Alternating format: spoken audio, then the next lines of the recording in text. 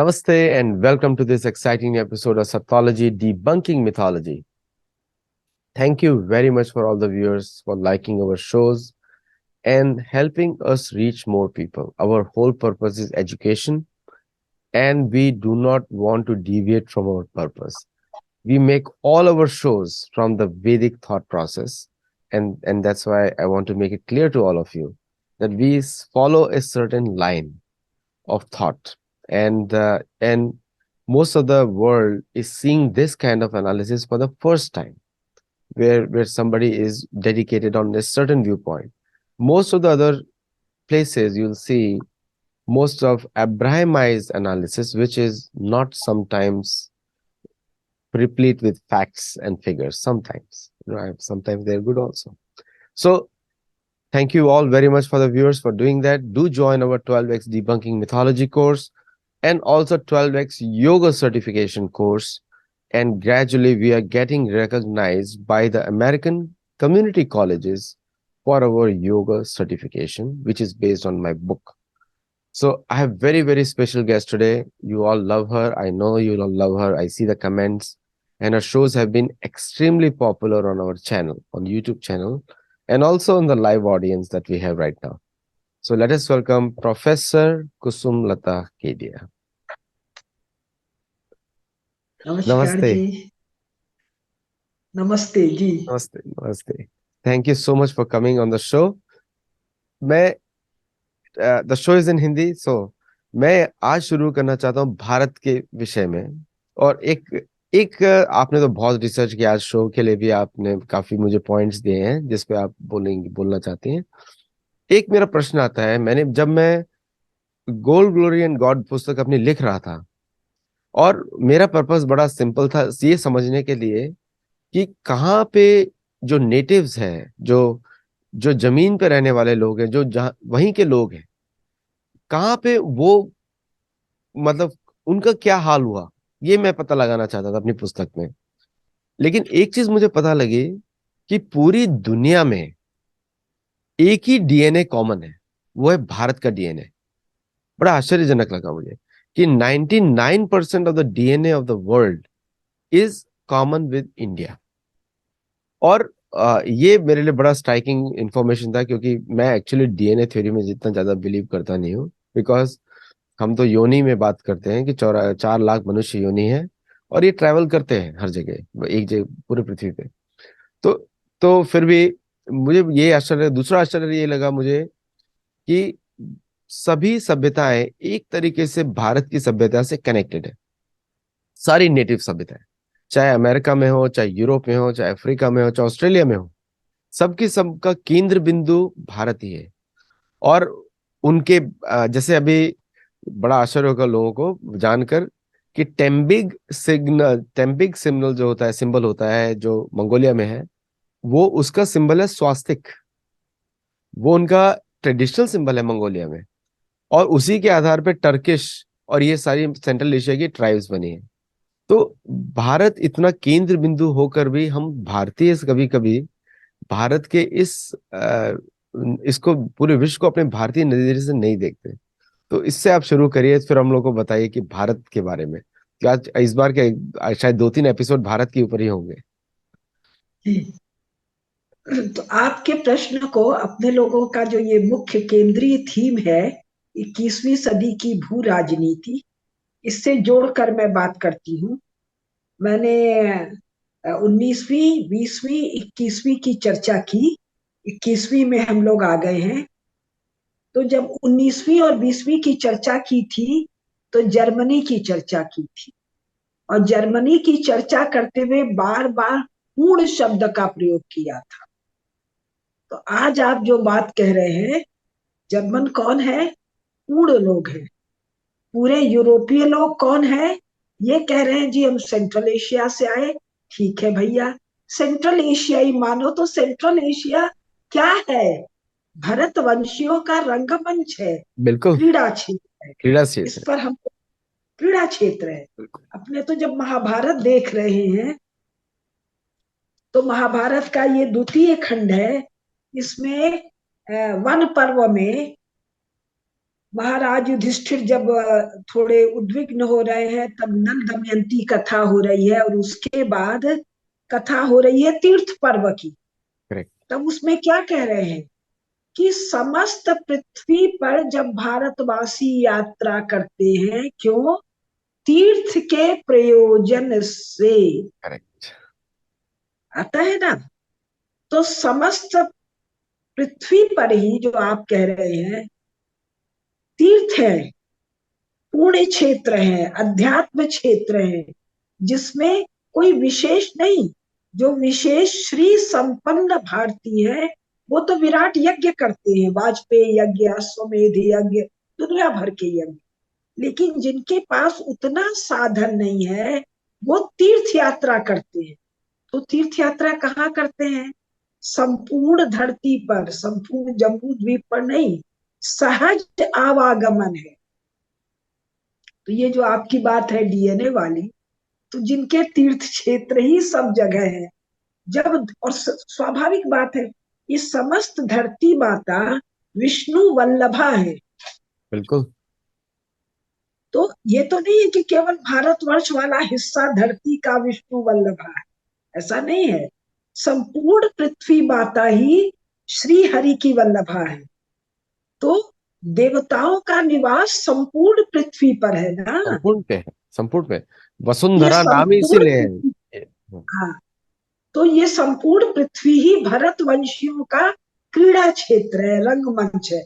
अभी मैं यहाँ बैठी हूँ, कभी वहां बैठी हूँ, कभी बाहर वरांडे में बैठी हूँ, कभी तो कभी जिसको आज की भाषा में दक्षिण अमेरिका, सेंट्रल अमेरिका, ऑस्ट्रेलिया कह रहे हैं। यहाँ तो हम सहज आते जाते रहते हैं। हम कौन?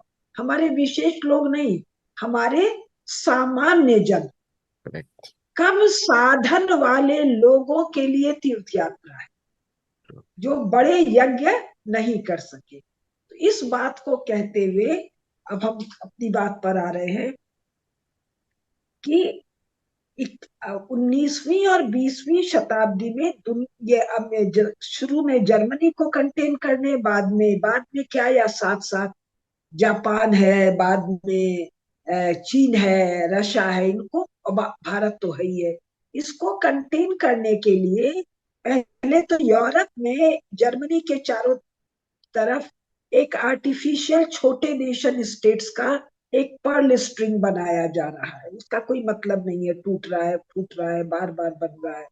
इसी प्रकार ये जो मिडिल ईस्ट जिसको कह रहे हैं, या जो पेट्रोल वाला इलाका है, या जो इस्लाम का नहीं, जो मुनाफिकों का, इस्लाम का कपट आचरण करने वालों का इलाका है, यहाँ दुनिया भर के आर्टिफिशियल स्टेट बना रहे हैं। किंतु भारत एक स्वाभाविक नैसर्गिक राष्ट्र है, था, रहेगा। क्यों? क्योंकि राष्ट्र चिन्मय सत्ता है, वो नित्य है, वो स्थायी है, वो आपका या मेरा बनाया हुआ नहीं है, वो फ्रॉम टाइम इमेमोरियल है।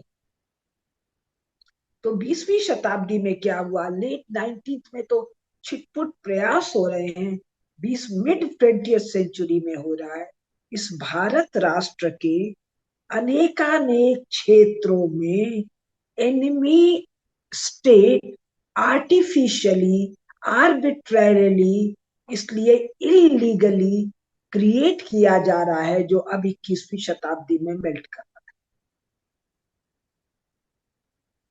लेकिन ये बात पुरुषार्थ के योग्य तो है, चिंता योग्य नहीं है। कारण, हम लोग जब अपने पुराणों की कथा पढ़ते हैं तो बार बार देखते हैं कि भरत भूमि पर अनेकानेक असुर हैं, अनेकानेक दैत्य हैं, जो जिनको मैं एनिमी स्टेट कह रही हूँ, वो कि अभी तो एक भिन्न अर्थ में कह रही हूँ, पापाचारी दैत्यों का विशाल भूखंडों पर राज्य है।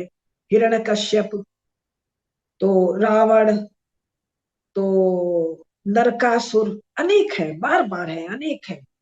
ये तमोगुणी है, ये अधर्म में इनकी रति है, ये पापाचारी हैं, बार बार आते हैं और बार बार इनका शमन होता है। शमन करने के लिए कई बार श्री हरि विष्णु पूर्णावतार लेते, मतलब जो 10 अवतार है, 24 अवतार है, कई बार अंशावतार है। उनका एक अंश का विभूति लेके कोई एक प्रतापी सम्राट खड़ा होता है, वो इन सब का नाश करता है और धर्म चक्र का प्रवर्तन करता है, चक्रवर्ती राजा होता है, सम्राट होता है, दिग्विजयी सम्राट होता है। तो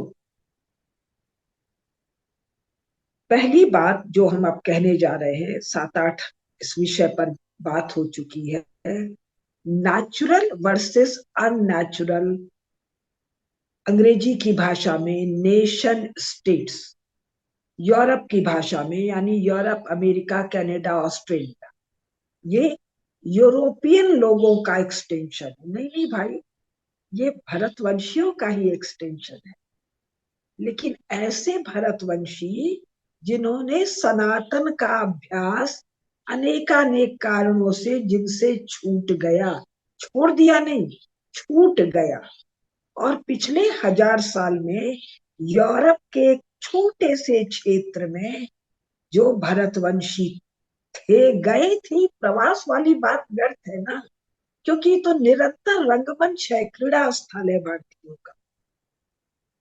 तो यहाँ पर चर्च, क्रिश्चियनिटी शब्द अपने आप में एक एब्सर्ड शब्द है।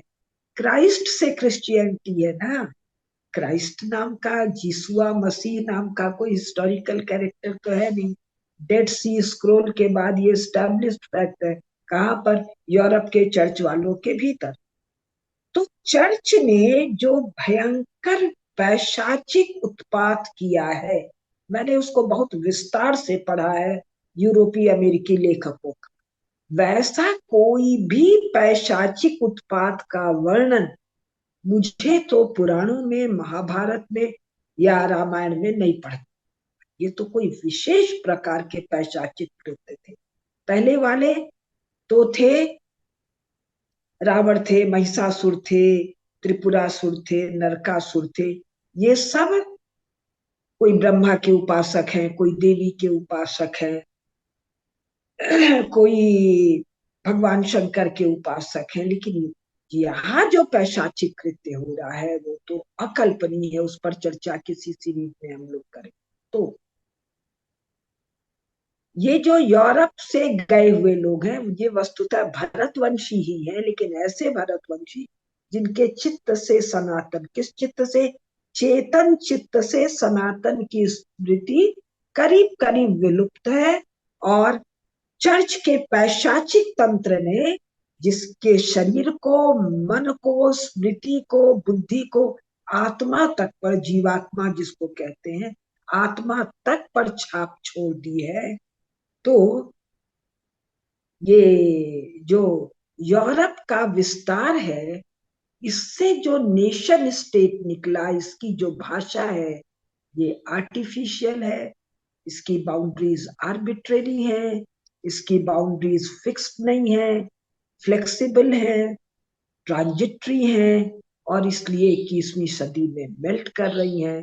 किंतु इस धरा पर सबसे विराट, सबसे बड़ा आकार में, अभी हम ज्योग्राफी की, अभी हम क्षेत्रफल की बात कर रहे हैं, आकार में जो सबसे बड़ा नैसर्गिक, नेचुरल राष्ट्र है। अब राष्ट्र को जबरदस्ती नेशन स्टेट शब्द रखना हो अंग्रेजी का, तो नेशन स्टेट रख सकते हैं। ये स्वाभाविक राष्ट्र है, अतः ये अपने स्वाभाविक स्वरूप को पुनः प्राप्त करेगा। एक दूसरी बात, भारत की विशेषता, अभी भारत और यूरोप का संबंध है, अमेरिका, कनाडा, ऑस्ट्रेलिया यूरोप का एक्सटेंशन है, और कमजोर एक्सटेंशन है, हल्का और घटिया एक्सटेंशन है। क्यों? क्योंकि यूरोप के तिरस्कृत लोग, निकाले गए लोग, भागते हुए लोग जाके इन तीनों जगह बसे हैं, और अभी हाल में बसे। 500 साल यूएसए का इतिहास नहीं है, 100-200 साल यूएसए का इतिहास है, कनाडा, ऑस्ट्रेलिया का है। और भी पूरे अमेरिका में नहीं बसे, जैसा आदित्य जी जाके बता रहे हैं, किनारे किनारे पर बसे हुए। और ड्राइव टू वेस्ट वाला कहानी तो 19th सेंचुरी, 20th सेंचुरी तक ड्राइव टू वेस्ट है। तो भारत अपने स्वाभाविक स्वरूप को प्राप्त कर रहा है 21वीं सदी में, और इसके प्राप्त करने में सहायक अनेकानेक तत्व हैं। उसमें एक तत्व जिसकी हल्की सी चर्चा मैं करूंगी वो है यूरोप और अमेरिका के द्वारा स्वयं खड़े हुए भस्मासुरों से निपटना। दो भस्मासुर, एक तो ये चीन और रूस वाला, और दूसरा ये मिडिल ईस्ट में जो ओसामा बिन लादेन वगैरह वाला, जिसको एक को ये आतंकवाद की संज्ञा देते हैं और एक को ये विस्तारवाद की संज्ञा देते हैं। अरे सीधे सीधे कहो ना, मुनाफिकों से निपटना है और कम्युनिस्ट से निपटना है। यदि संज्ञा देने में ही भय रहेगा तो ये इनके चित्त की अवस्था। एनीवे, अभी हम एकदम व्यवस्थित बात कर रहे हैं, करना चाह रही हूँ। तो 21वीं सदी में भारत राष्ट्र अपने स्वाभाविक स्वरूप को प्राप्त कर रहा है, एक। दूसरा, ये भारत राष्ट्र का स्वाभाविक स्वरूप में वर्तमान भारत है, पाकिस्तान है, बांग्लादेश है, अफगानिस्तान है, ऊपर के पांचों स्थान है। और फिर अमेरिकन वो स्ट्रेटेजिस्ट रॉबर्ट कैपलान जो कह रहा है रेड सी से लेकर मलक्कन ट्रेट तक है, इंडो पैसिफिक है, रशिया तक है, संपूर्ण यूरेशिया तक है, संपूर्ण विश्व तक। उसी अर्थ में वसुधा कुटुंब है। किंतु आपकी बात का उत्तर हो गया, सब जगह भारत है, क्यों डीएनए है। और जो मैं कह रही हूं कि यूरोप और अमेरिका को इन दोनों से निपटने के लिए भारत का इंडियन ओशन में ये जो जियोलॉजिकल पोजीशनिंग है, इससे इधर मिडिल ईस्ट से लड़ना है, इधर साम्यवाद से लड़ना है, तो स्ट्रेटेजिक रिक्वायरमेंट है, मिलिट्री रिक्वायरमेंट है, एक। दूसरा, भारत में वर्तमान में जो नरेंद्र मोदी का शासन है, अमेरिका को हिंदू भारत की आवश्यकता है। जहां तक मुझे याद है, बराक ओबामा जब पहली बार प्रेसिडेंट का इलेक्शन जीते हैं तो बाइबिल पर हाथ रख के शपथ लेने के बाद एक खुली जगह में उनका जो पहला प्रेसिडेंशियल भाषण है, उसमें वो कहते हैं, गूगल में सर्च किया जा सकता, मुझे इमेजरी याद है, खुली जगह, यूनाइटेड स्टेट्स ऑफ अमेरिका को दो मित्रों की आवश्यकता है, एक इजराइल और दूसरा हिंदू इंडिया। साफ साफ वो कहते हैं हिंदू इंडिया। क्यों? क्योंकि ये जो तुम्हारे चर्च की गाली देने वाली भाषा में जो पेगन इंडिया है, और हमारे अपने दैवी भाषा में ये जो सात्विक भारत है, ये जो सनातनी भारत है, ये जो देवताओं की अर्चना करने वाला भारत है, यही भारत इन दोनों से थ्योरेटिकली, आइडियोलॉजिकली, फिलोसॉफिकली, ये तीनों शब्द एब्सर्ड शब्द है, लेकिन अगर अंग्रेजी भाषा का प्रयोग कर रहे हैं तो हमको इन्हीं एब्सर्ड शब्दों की शरण में जाना पड़ता है। इनसे निपटने के लिए आवश्यक जो बौद्धिक तंत्र है वो केवल और केवल भारत के। दो बात मैंने कहा।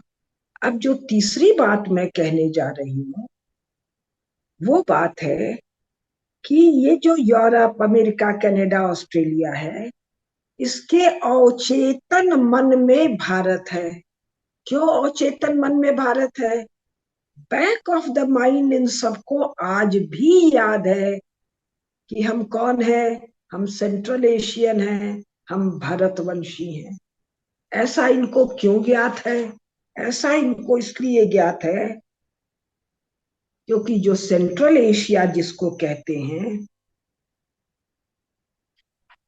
उसमें दो तीन लाइन मैं पढ़ के सुना रही हूं। Beyond the simmering blue waters of lake Baikal. अब आदित्य जी इसका जो महाभारत में, रामायण में संस्कृत नाम है वो जानते होंगे, बता देंगे, क्योंकि ये मीठे पानी का सबसे बड़ा झील है, इसका नाम हमारे यहाँ दिया हुआ है। Shimmering blue waters of lake Baikal in the heart of eastern Siberia lie monasteries studded with Indian images and silken scrolls of tantric deities। ये जिसको सेंट्रल एशिया कह रहे हैं, यहाँ पर 20वीं शताब्दी में सेकेंड वर्ल्ड वॉर के बाद, यानी 20वीं शताब्दी के सेकेंड हाफ में जो आर्कियोलॉजिकल एक्सकवेशंस हुए हैं, उनमें क्या निकला है? इंडियन इमेजेस, जगदम्बा है, गंगा जी है, गणपति है, नटराज शिव है, अष्टभुजा है, शेष साई विष्णु है, इंडियन इमेजेस हैं, सिल्क के स्क्रोल है, और उन पर तांत्रिक डीटीज बनी हुई है, तारा देवी है, उग्र है, भैरव है, रुद्र है। अब a little below the Indian Lake Baikal lies the Mongolian People's Republic, जिसका एक हिस्सा दबा लिया है, कब दबा नहीं लिया है, जिसका एक हिस्सा यूएसए ने भेंट कर दिया यूएसएसआर को, दूसरा हिस्सा चीनियों को खून निकालने के लिए, क्यों भारत का प्रभाव न रहे। A little below lies the Mongolian People's Republic, which has one of the richest treasures of translations of thousands of Sanskrit works। बिल्कुल।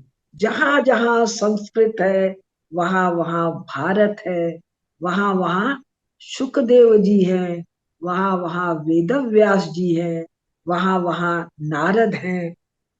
And rare icons of India's divinities like Mahakal, Kali, Ayushi, Tara Devi and so on। Genghis Khan किसका उपासक है? महाकाल का उपासक है। बिल्कुल। तो Europe के, अमेरिका के, ऑस्ट्रेलिया के, कनाडा के back of the mind unconscious में भारत उपस्थित है। इन्होंने क्या किया, एक एक स्ट्रेटेजी किया, इन सबको बुला दिया शामन। तो जब भी ये लोग अपनी पुस्तकों में लिखते हैं शामनिज्म इज प्रेजेंट ओवर देयर, मतलब वैदिक संस्कृति प्रेजेंट ओवर देयर, ये है एक्चुअली। लेकिन प्रॉब्लम क्या है ना, कि हमारी गवर्नमेंट्स ने और हमारी कल्चरल मिनिस्ट्री, एजुकेशन मिनिस्ट्री ने कभी अपोज नहीं किया।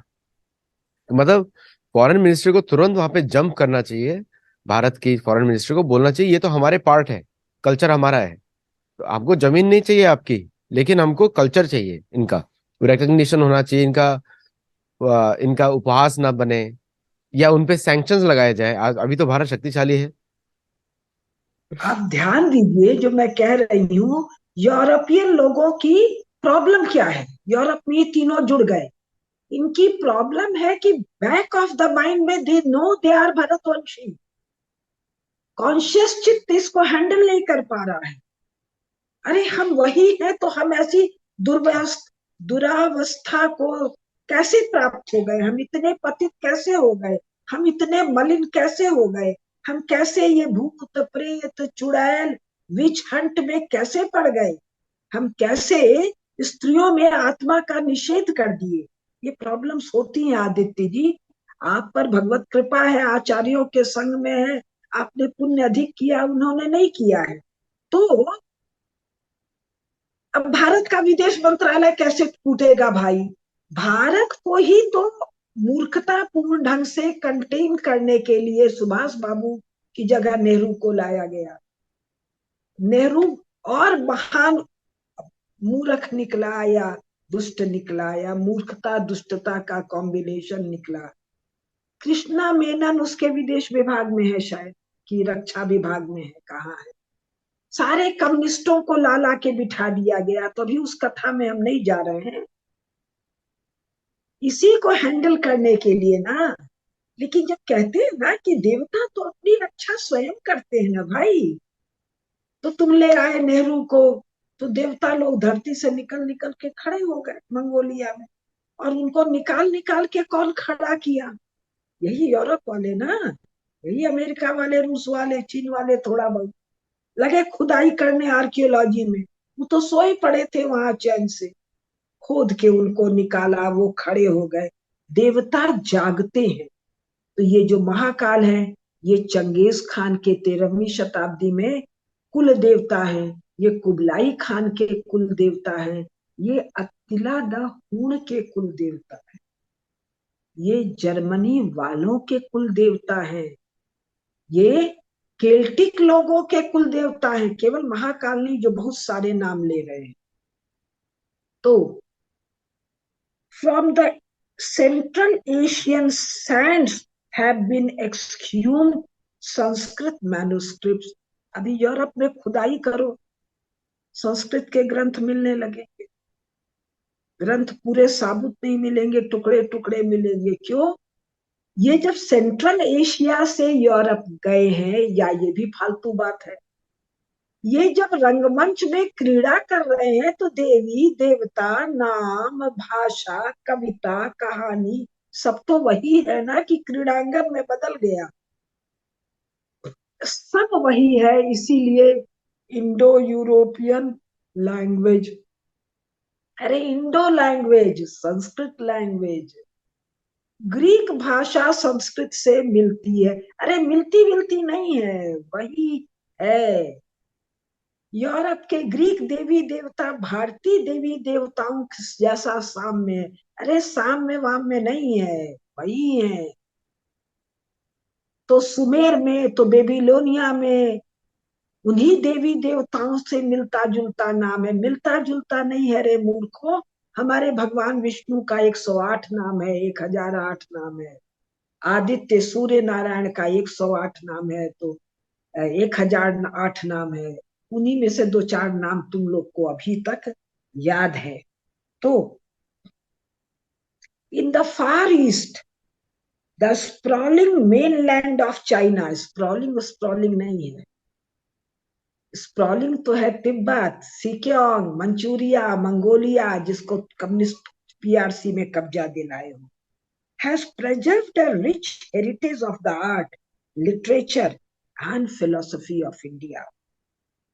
होर्यूजी टेम्पल और संस्कृत नहीं, stories of the Mahabharata in the classical Japanese theatre, Japan तक, the art traditions of Ajanta at Horyuji temples और Sanskrit mantras, all are ageless symbols of India's contributions to Japan's evolution. स्वयं Europe में, स्वयं यूनाइटेड स्टेट्स ऑफ अमेरिका में, central America में, Canada में माया, Sanskrit, Aztec, Inca, दुनिया भर के जो नाम है जिनको आप नेटिव कह रहे हैं, अरे ये सब भी तो उनको वेस्ट इंडीज और रेड इंडियन कह रहे हैं। कल एक जगह बोलते बोलते मुझे अचानक फ्लैश किया, अरे ईस्ट इंडिया कंपनी काहे है? इंग्लैंड में, फ्रांस में, डच लोग का, स्पेन का, पोर्चुगाल का, सबका ईस्ट इंडिया कंपनी। अरे इंडिया कंपनी कहो ना, Dutch India company, British India company, French India company, east India company क्यों? कारण एक तो वेस्ट इंडिया कंपनी है, एक तो वेस्ट इंडीज भी है, एक तो रेड इंडियन भी है। यूरोप में बसे हुए मध्य एशिया के भरतवंशियों को ज्ञात है संपूर्ण संसार में भारत है। मान लो कोलंबस महोदय को गड़बड़ी हो गई कि हम भारत पहुंच गए हैं, आज काहे गड़बड़ाई हो भाई? आज काहे वेस्ट इंडीज कहते हो? आज काहे रेड इंडियन कहते हो? आज काहे इंडोनेशिया कहते हो? आज काहे हिंदुस्तान की तरह कजाकिस्तान, उज्बेकिस्तान काहे कहते हो? नूरिस्तान, काफिरिस्तान काहे कहती हो? क्योंकि तुमको पता है भारत सर्वत्र विद्यमान है। जो हम लोग महाभारत में दिग्विजयी राजाओं की, चक्रवर्ती राजाओं की, भूपति की बात करते हैं, भूपाल की बात करते हैं, उसकी ये पुष्टि है। हाँ, अच्छा, और हम बाद में बात करेंगे। तो जो आपका प्रश्न है उसका उत्तर मैंने दिया। भारत सर्वत्र है एक, और दूसरा 21वीं सदी में भारत अपने स्वरूप को जो पुनः प्राप्त कर रहा है, उसका एक अत्यंत महत्वपूर्ण साक्ष्य आर्कियोलॉजी में स्वयं यूरो अमेरिकी, ऑस्ट्रेली, कनेडियन लोगों ने खोज खाज के, या देवता जागृत होकर, खड़े होकर अपनी उपस्थिति को बता रहे हैं। एक साक्ष्य। तो एक बात मैंने आपकी पूरी की, आदित्य।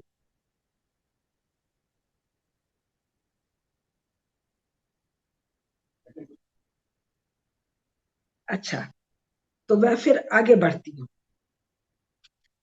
अब जो दूसरी बात है, वो दूसरी बात ये है कि ये जो भारत स्वाभाविक नैसर्गिक राष्ट्र है, तो राष्ट्र होने का अर्थ क्या होता है, ये तो कम से कम भारत के आचार्यों को, भारत के वर्तमान मूर्ख राज्यकर्ताओं को, अपने को बहुत अक्लमंद जानने वाले ब्यूरोक्रेट्स को, और संसार भर में भारत भक्तों को बताना होगा राष्ट्र क्या है, राष्ट्र के अंग और उपांग क्या है। और इसमें सहायक होगा, बहुत महती सहायक होगा महाभारत, बहुत सहायक होगा वाल्मीकि रामायण।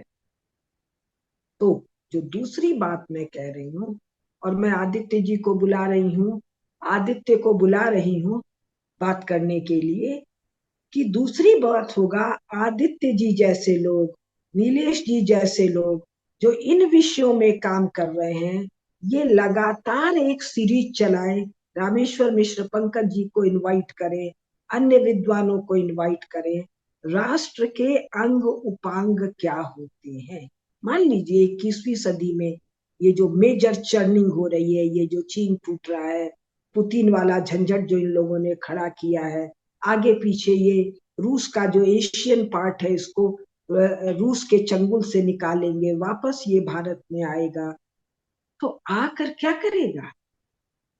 यही बेहुदे यूरोप वालों की एक एब्सर्ड डेमोक्रेसी गवर्नेंस का फॉर्म होगा, जिसमें कोई भी टॉम डिक हैरी आकर केंद्रीय सत्ता को ले लेगा, या मनुष्यों के द्वारा बनाया गया कॉन्स्टिट्यूशन। कैसे मनुष्य जिनको अंग्रेजों ने चुना, जिसके लिए जवाहरलाल नेहरू ने कहा कि हम लोगों ने एक मैनुअल डिवाइस किया है, काहे का manual, to run the government, and that too we have devised in haste, we will correct it.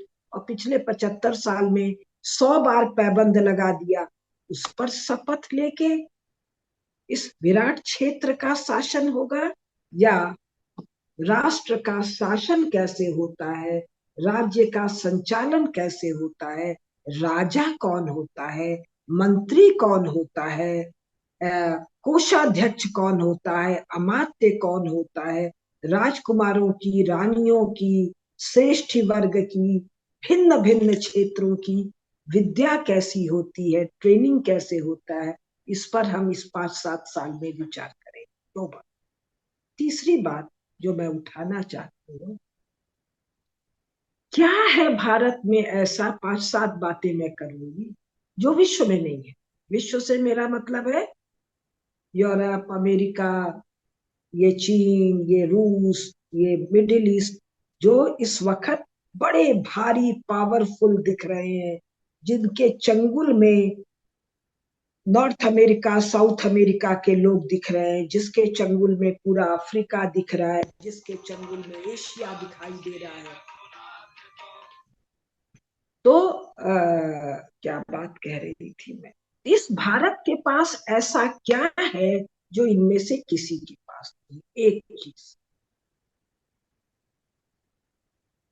Bharat देश के निवासियों के पास अवकाश बहुत अधिक है। ध्यान दीजिएगा मेरी बात, इस पर शायद ही कभी किसी ने चर्चा की। अवकाश बहुत अधिक है। अवकाश क्यों अधिक है? प्रोडक्टिविटी फेनोमेनल है। काहे की प्रोडक्टिविटी? सनातन काल से, from time in memorial, primary sector, secondary sector और टर्शियरी सेक्टर। प्राइमरी में ये लोग, हम तो आज की भाषा ज्यादा बोल पाते हैं, प्राइमरी में ये एग्रीकल्चर, फॉरेस्ट्री, मिनरल्स, ये सब आ जाता है, धरती के भीतर का, धरती के ऊपर का। सेकेंडरी में मैन्युफैक्चरिंग आ जाता है, और टर्शरी में बहुत सारी चीजें आती है, उस पर हम बाद में बात करें। तो भारत के प्राइमरी सेक्टर के एबंडेंट प्रोफ्यूज प्रोडक्टिविटी का हालत ये है कि केवल एक फार्म प्रोडक्ट, कॉटन, कपास, ये कपास का केवल एक प्रकार का मैन्युफैक्चरिंग होता है सेकेंडरी सेक्टर। क्या होता है? इसका बिनौला वनौला निकाल दिया, थोड़ा इसको धुना भुना, कपास का बाती बनाया और धागा निकाला, धागा को बुन दिया, कॉटन क्लॉथ। अकेला ये कॉटन क्लॉथ दुनिया भर का सोना चांदी लाकर भारत में डुबो देता है। मैं कैसे कह रही हूं? चलेगा तो यूरोप अमेरिका का सच, तो ये post Columbus, post Vasco da Gama, central America का और साउथ अमेरिका का जो सोना चांदी आया यूरोप, आधा तो डूब गया अटलांटिक में, और बाकी आधा कहाँ गया? उनके अपने अनुसार भारत आया और भारत में समा गया। एक चीज ये आज भी भारत में है, ये गोल्ड और सिल्वर। तो भारत के एग्रीकल्चरल सेक्टर में जो ये भयंकर, भयंकर नहीं, ये जो प्रोफ्यूज प्रोडक्टिविटी है, उसका कारण है क्लाइमेट और topography. Climate from time immemorial, 10,000 साल नहीं, कि 10,000 साल पहले हिमयुग था यूरोप में, बर्फ गलता गया गलता गया गलता गया, आदमी के रहने लायक 2-2,500 साल हुआ। 2-2,500 साल में भी केवल मेडिटेरियन के कोस्टल एरिया में हुआ, भीतर तो बर्फ जमा हुआ। अभी भी जाड़े में वो सब मौत की सफेद चादर जो ओढ़ लेता है क्षेत्र, नहीं नहीं, भारत का जो ये भौगोलिक स्थिति है, इसके कारण हिम युगों का कोई भी एडवर्स प्रभाव भारत के एग्रीकल्चरल सेक्टर के, मैन्युफैक्चरिंग सेक्टर के, टर्शियरी सेक्टर के प्रोडक्टिविटी पर नहीं पड़ता है, वरन इन क्लाइमेटिक मेजर चेंजेस का, जिसमें उत्तरी ध्रुव पिघलता है जमता है, दक्षिणी ध्रुव पिघलता है जमता है, इसका पॉजिटिव कंड्यूसिव असर पड़ता है हमारे एग्रीकल्चरल प्रोडक्टिविटी पर। कारण ये जो हिमालय का जो घेरा है, ये उस असर को यहाँ आने नहीं देता है, और जब विशाल मात्रा में जब बर्फ पिघलती है, समुद्र का जल स्तर ऊपर उठता है, तो उससे भी भारत में ये हिमालय और ये जो हिमालय के नीचे वाला भारत है, इसमें जल प्लावन, फ्लडिंग की कोई स्थिति नहीं बनती है। ये जो ज्वालामुखियों से बना हुआ पठारी क्षेत्र की जो मिट्टी है, और ये जो गंगा यमुना और अनेकानेक नदियों के द्वारा बनाया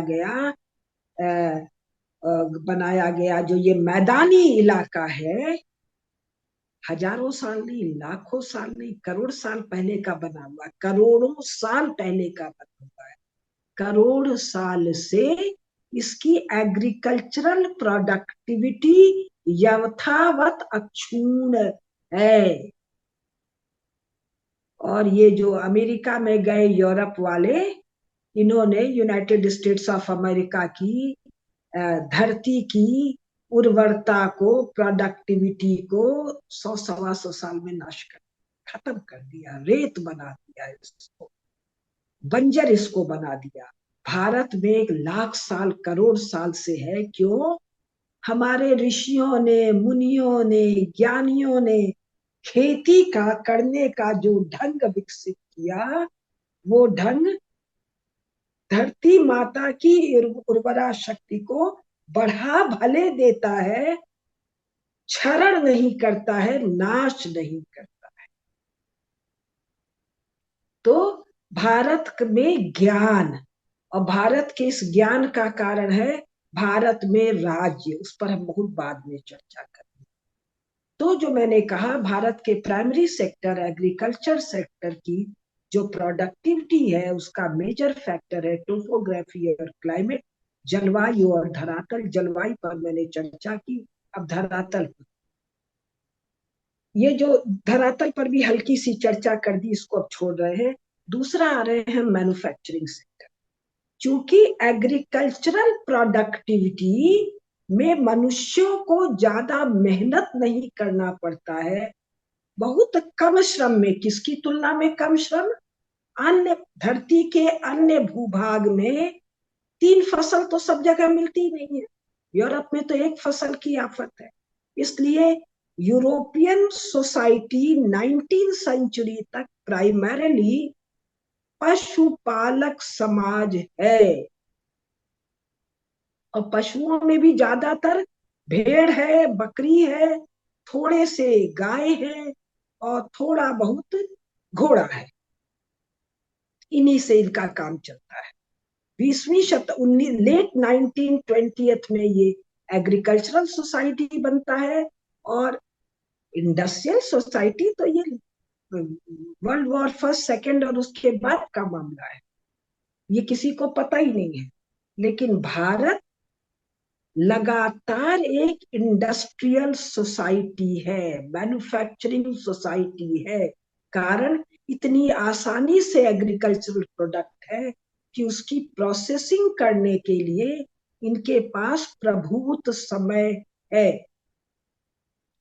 तो भारत की मैन्युफैक्चरिंग पर आज हम बात नहीं कर रहे हैं। वो जो एक एंगस मेडिसन है, यूएनडीपी का जो स्पॉन्सर्ड प्रोजेक्ट करता है, मिलेनियम आंकड़े वाकड़े इकोनॉमिक प्रोजेक्शन वगैरह करता है, उसमें भारत के जिम्मे 35%, 33% बाद में घटा के 26-24% डालता है। कौन सा भारत भाई? 15वीं शताब्दी में कौन सा भारत है ये? 15 अगस्त 1947 वाला, या 15वीं शताब्दी का भारत में ईरान भी है, अफगानिस्तान भी है, पपाचो ये भी है, मंगोलिया मंचूरिया ऊपर तक है, साइबेरिया तक है, वो सब क्षेत्र है जहां अर्जुन की दिग्विजय यात्रा है। तब तो ये 70% हो गया। और तुमको ये आंकड़े मिले कहां से?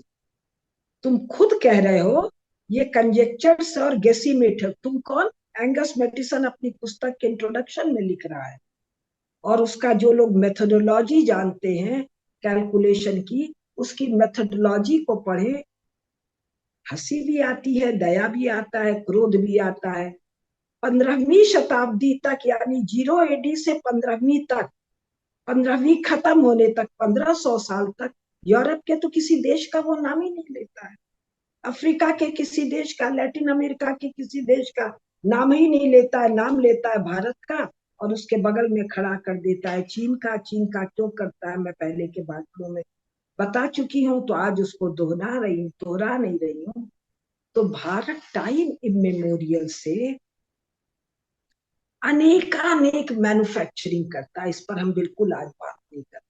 तीसरा, tertiary sector, trade, capital, finance, transport, communication. इसमें 2-3 हम उठा रहे हैं। एक, भारत का ट्रेडिंग। तो भारत के नगर नगर में नगर सेठ है, हर बड़े नगर में और पोर्ट टाउन में जगत सेठ है। जगत सेठ कौन है? जिसका संपूर्ण संसार में ट्रेडिंग नेटवर्क है, जिसकी हुंडियां पूरे दुनिया में, ये post Columbus, post Vasco da Gama, दुनिया भर की east India waste India companies को मिला है, जिसके सहारे ये ट्रेडिंग करते हैं। अभी मैं प्रयाग गई थी, वहां एक टंडन परिवार है। वो टंडन परिवार ईस्ट इंडिया कंपनी का बैंकर है। वो पैसा नहीं दे तो ये सब लड़ाई न लड़ पाए, और वो एक छोटे से लोग हैं। ईस्ट इंडिया कंपनी को लोन देने वाला भारत का एक छोटा व्यापारी है। तो नगर सेठ है, जगत सेठ है। अब एक और बात बताएंगे जो बहुत आवश्यक बात है, आदित्य जी को शायद आनंद आएगा। एक पीरी राइस मैप मिला। इस मैप के अनुसार दक्षिणी ध्रुव में, जहां अभी वर्तमान में 2 किलोमीटर या 1.5 किलोमीटर बर्फ जमी हुई है, तो जो नक्शा मिला पीरी राइस मैप में, उसमें दक्षिणी ध्रुव का जो थल हिस्सा है वो 2 हिस्से में दिखाई दिया। तो इस नक्शे को भेजा गया अमेरिका के वो एयर स्क्वाड्रन, क्या है, मैं इस विषय को विस्तार से बताऊंगी आपके यहाँ किसी उसमें। तो उसने कहा कि ये नक्शा एक्यूरेट है। उसको कैसे पता नक्शा एक्यूरेट है? क्योंकि 1956 में कि 65 में कि 66 में कोई 2 यूरोपीय देशों ने कोई सिस्मोग्राफिक या काहे से कोई वहां की मैपिंग की, तो पता चला इस बर्फ के नीचे धरती 2 टुकड़े। अब इस पीरी राइस के बाद 5-7 नक्शे और मिले। ये नक्शे बता रहे हैं कभी इस क्षेत्र में धरती दिखाई दे रही है, कभी इस क्षेत्र में, कभी इस क्षेत्र में। तो ये सब क्या मामला है? तो बर्फ पिघल रही है, बर्फ जम रही है, उसके अनुसार ये सब नक्शे हैं। तब सवाल आया, भाई कौन ये सब नक्शे बना रहा है और क्यों बना रहा है? तो फिर वही अमेरिका वाले हर काम में जवाब देते हैं। इसमें आइंस्टाइन का भी नाम आता है, कैसे कैसे, वो पूरी कथा मैं बताऊंगी, बहुत काम की कथा है। तो कह रहे हैं जी ये नक्शा उन लोगों ने बनाया है जो रेगुलरली वहां जाते हैं। तो रेगुलरली कौन जाते आते हैं? तो रेगुलरली जी ट्रेडर्स जाते हैं। बस यहाँ कह के वो चुप। अब एक साक्ष्य मैंने अभी पढ़ा कि अपने लोग का जो द्वारिका जी में सोमनाथ जी का मंदिर है, वहां पर कोई एक पिलर है। पिलर पर संस्कृत में एक श्लोक लिखा है और एक तीर का निशान बनाया हुआ है पिलर पे। उसके नीचे ये लिखा है, जो अर्थ मेरे समझ में आया है, कि इस तीर की दिशा में अगर सीधे चलते चले जाएं तो एक भी भूखंड नहीं है, एक भी द्वीप नहीं है। अब भाई कमाल की बात है।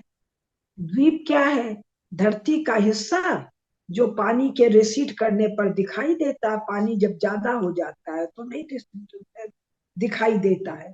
तो यानी कभी भी एक भी द्वीप ना दिखे। तो ये बात भारतीयों को कैसे पता? अब पता तो पता, उसको लिख के टांग के बताने की क्या जरूरत? गुजरात के व्यापारी, केरल के व्यापारी, आंध्र के व्यापारी, तमिलनाडु के व्यापारी, ताम्रलिप्ति बंगाल के व्यापारी, आसाम के व्यापारी, मेरे राजस्थान के व्यापारी, दक्षिणापथ के व्यापारी, उत्तरापथ के व्यापारी, ये व्यापारी नक्शा बना रहे हैं, रेगुलर जा आ रहे हैं।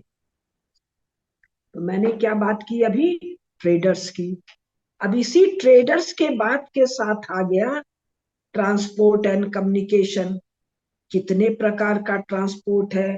पूरे जम्बू द्वीप में सड़कों का जाल है। सड़क किसको चाहिए? जिसके पास व्हील है, व्हील्ड ट्रैफिक है। यूरोप के पास व्हील्ड ट्रैफिक नहीं है, व्हील नहीं है, इसलिए सड़क भी नहीं है।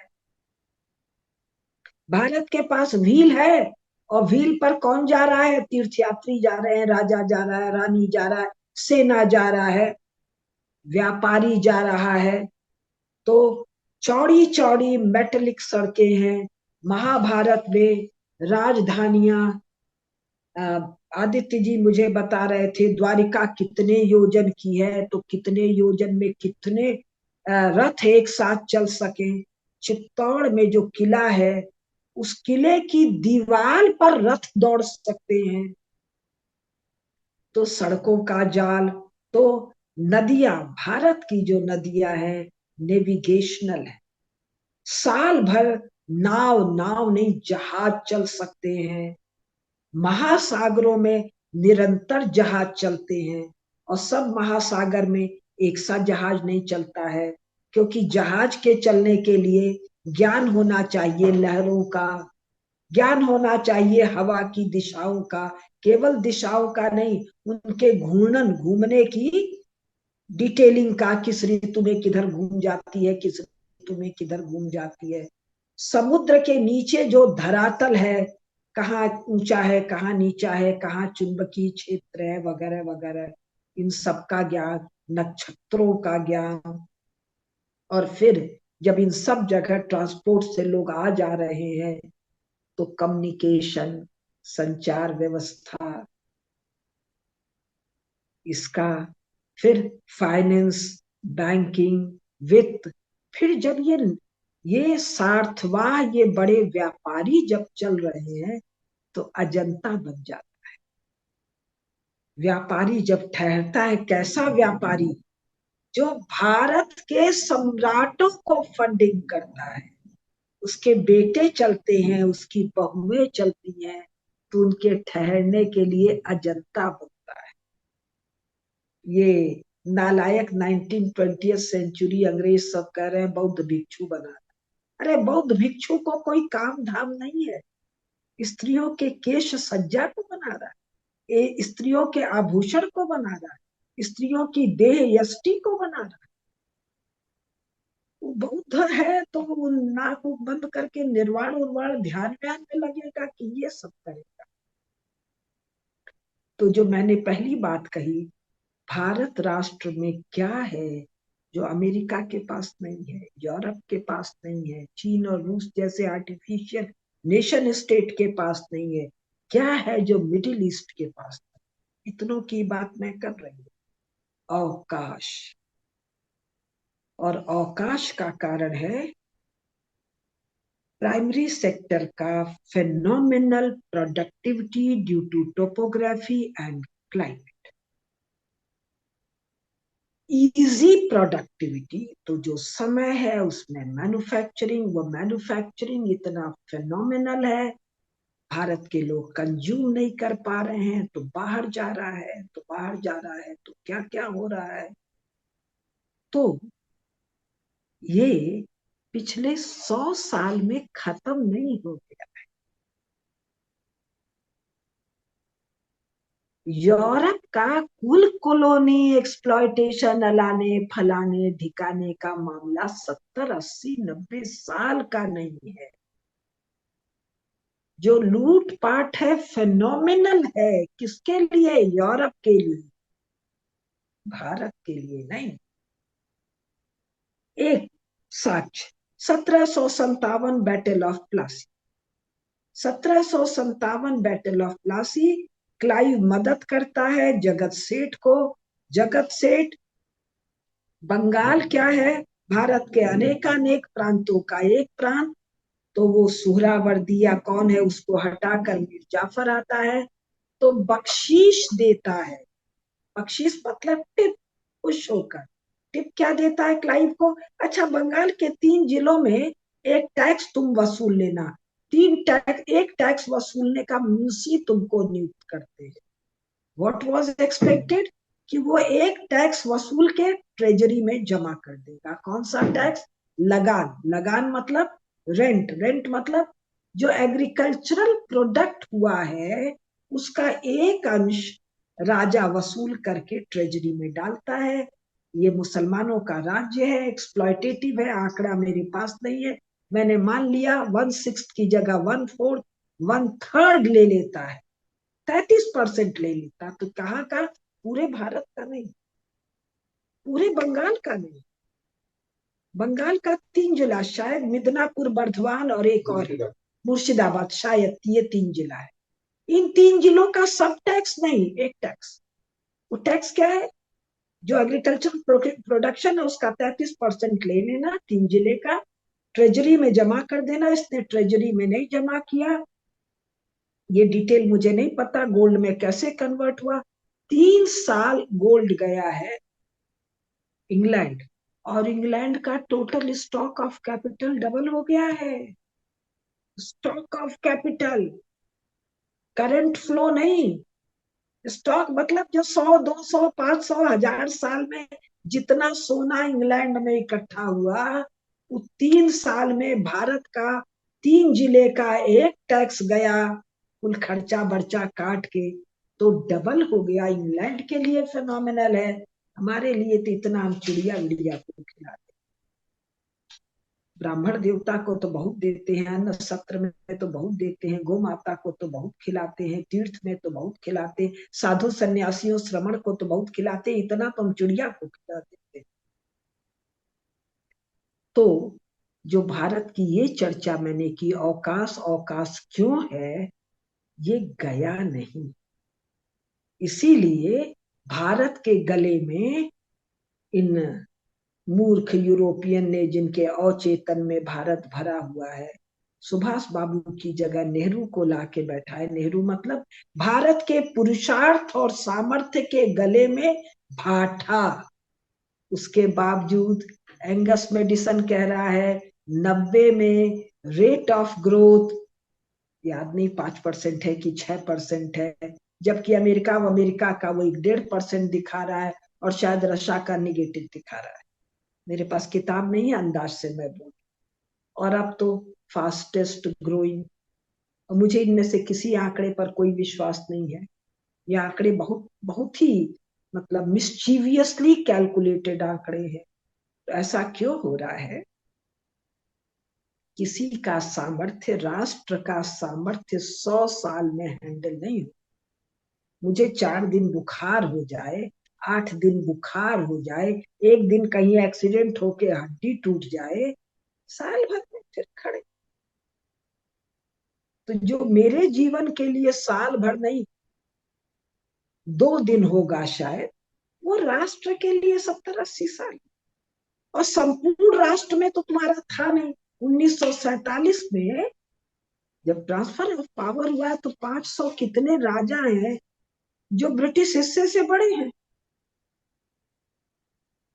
तो भारत के पुरुषार्थ की छाती पर एक भाटा लाके रखे था तुम, नेहरू का, कांग्रेस का।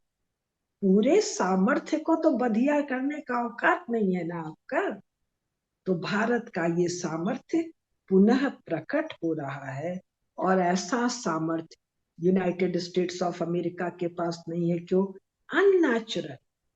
उस धरती से प्रेम नहीं है। वास्तविक प्रेम तो तुमको सेंट्रल एशिया से है, वास्तविक प्रेम तो तुमको भरत भूमि से है। यह भरत भूमि नहीं याद है अमेरिकन को, तो यूरोप याद है। यूरोप को यूरोप से प्रेम नहीं है। न्यूयॉर्क, वहां जाके अमेरिका में नाम क्या लिखता है? न्यूयॉर्क। अरे उनके अपने नाम थे ना। तुमको अगर स्मृति जागी होती तो उस नाम को तुम अपनाते, ऐसे जैसे माता वत्स को अपनाती है। चर्च ने स्मृति भ्रंश कर दिया है। तो यूरोप के पास नहीं है, अमेरिका के पास नहीं है, ऑस्ट्रेलिया के पास नहीं है, कनाडा के पास ये अवकाश नहीं है, ये चीन के पास नहीं है, रूस दोनों कम्युनिस्ट शासन के पास नहीं है, ये मिडिल ईस्ट के पास ये अवकाश नहीं। तो इस अवकाश से रिलेटेड जो अगली बात मैं कहने जा रही हूँ, उसके पहले आदित्य आप कुछ पूछें। हाँ, हो गया शायद। एक इसमें एक क्वेश्चन आता है इधर कि लाइक जैसे कि आपने बताया कि किस तरह भारतीय मूल को वो लोग छुपा रहे हैं, भारतीयता के कनेक्शन छुपा रहे हैं। आर्यन रिलीजन थ्योरी बनाई एक अच्छा उदाहरण है कि सभी जो भारत के लोग हैं जो अच्छे दिखते हैं वो वहां से आए हैं, पहला क्वेश्चन। दूसरा आता है वहां से कि एक इनका जो है दूसरा एक अटैक होता है इनका कि जो सारे यूरोपियन हैं वो कॉकेजन माउंटेन से, कॉकेजन जो ईरान के नॉर्थ में है, दूसरा। फिर तीसरा आता है इंडो यूरोपियन लैंग्वेज। और बड़ा फनी टर्म है क्रिएट किया है, proto Indo European. Proto Indo European, proto मतलब हिंदू ही हो गया, प्रोटो मतलब इनके हिसाब से शमन, शमन हो गया, शमन, शमन इज प्रोटो इंडो यूरोपियन। और ये सारे टर्म्स यूरोपियंस इतने फनी क्रिएट करते हैं कि उसके शब्द देख के पता लग जाता है कि चोर की दाढ़ी में तिनका, ऐसा लगता है। नकटे का नाक कट गया है। चर्च ने सनातन धर्म के प्रैक्टिस की जो नाक थी वो चर्च ने काट ली। यूरोप से, यूरोपियन लोग जो हैं, तो वापस अपने नाक वालों के साथ जाकर नाक उगाने की जगह, ये होता है, ये स्वाभाविक है, ये मनुष्य के स्वभाव का मामला है जो समाजों के स्वभाव में चला गया है। तो थोड़ा दया रखिए, आप तो आचार्यों के संग बैठे हैं, इन पर कृपा कीजिए, इनसे ममता कीजिए। नाक कट गई है, कोई दोष हुआ इनसे, कहीं च्युत हुए तो। ये जो सरस्वती नदी पुनः प्रकट हो रही है ना, तो ये जो कहते हैं ना देवी देवता जागते हैं, आप उनको जगाओ, तो आप उनका आह्वान तो करो। तो जब सरस्वती नदी जाग रही है, तो सरस्वती नदी के मुहाने पर आर्य आक्रमण सिद्धांत दम तोड़ दे रहा है। और दम किस विदूषक के ढंग से तोड़ रहा है, आपका मन हो तो एक भाषण इस पर कभी कर लेंगे बिल्कुल अपने। करिए, बिल्कुल करिए। और जी। मतलब मैं तो मजाक में बोलता हूँ, लेकिन कभी कभी सच भी है उसके अंदर, कि भारत की संस्कृति या भारत की रक्षा तो देवता ही करते हैं, भारत के लोगों ने लोग नहीं करते हैं। कैसे नहीं करते, आप भारत के लोग नहीं हैं? नहीं, हम लोग तो मैं बहुत भारत की माइनॉरिटी, नहीं। बहुत और माइनॉरिटी। हमारे जैसे आचार्य भरे हुए हम ही मेजॉरिटी में हैं। बिल्कुल हमारे राज्य सत्ता को एक माइनॉरिटी दुष्ट ने पकड़ लिया था, करेक्ट। उसको छुड़ाना। मेजॉरिटी आपकी और मेरी ही है। इसीलिए मैंने बोला मैं मजाक में बोल रहा हूँ, क्योंकि भारत जी में जी। 30 करोड़ से ज्यादा लोग तो एक्चुअली फॉलो सनातन धर्म को बहुत अच्छी तरह फॉलो करते हैं, 30 करोड़ से ज्यादा लोग। माइनॉरिटी नहीं है हम लोग मेजोरिटी में ही है, लेकिन जो दिखते हैं हाँ, मीडिया में वो लोग जो ज्यादा है। बार बार बार बार बार बार बार करते हैं, नहीं, कभी कभी और मैं जब स्टेट पर कंट्रोल है। जी। भारतीय एनालिस्ट को जब मैं सुनता हूँ टीवी पे, तो ऐसा लगता है कि इतनी हीन भावना भरी पड़ी है कि जो अपने स्वयं अपने अपनी परंपराओं को नहीं पहचानते अपने, और हर चीज में उन लोगों को कोट करते हैं जिन्होंने भारत को ही बर्बाद किया है। नकटों को ये अपना आचार्य मानते हैं। दया कीजिए, कृपा कीजिए भाई, भागवत जी पर थोड़ी दया रखिए आदित्य जी। आप तो गुरुओं से दीक्षित है।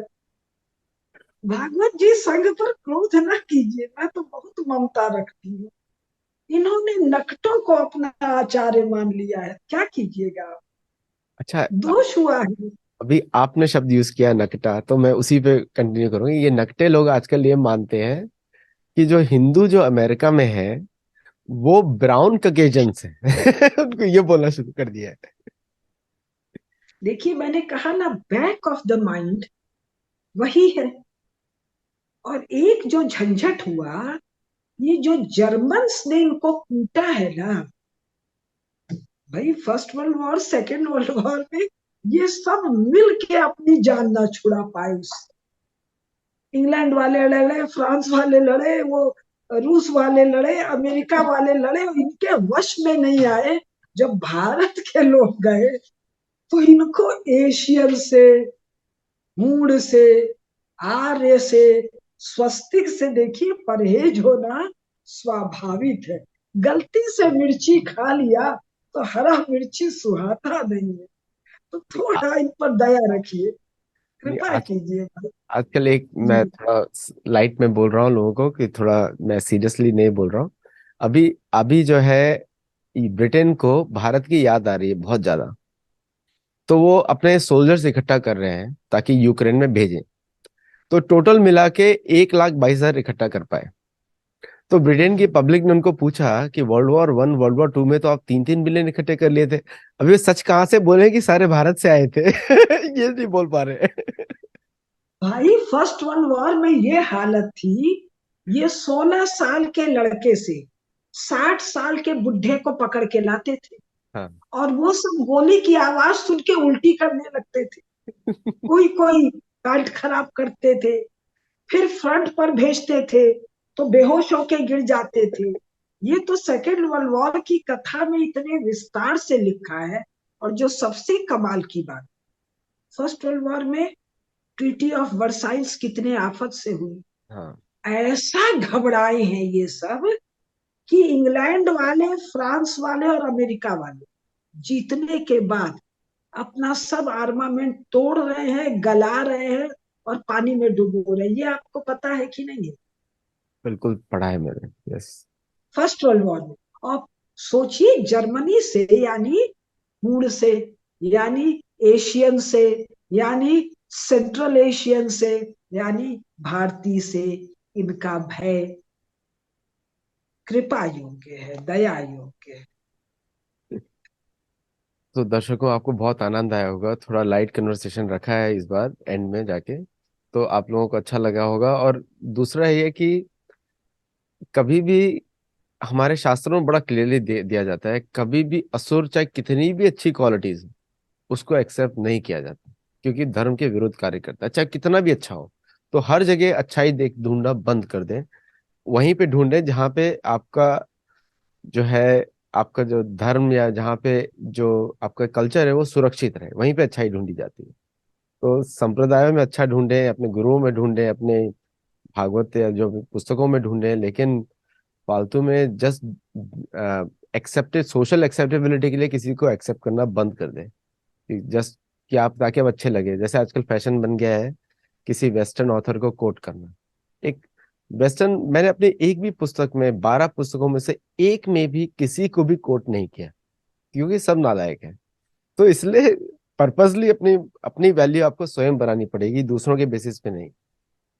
और तो बहुत आनंद आया कुसुमलता जी आज आपके साथ।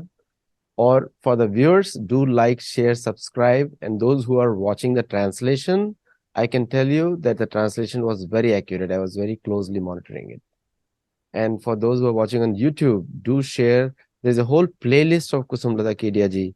You should watch that entire playlist. Everyone is a gem. Namaste. Thank you.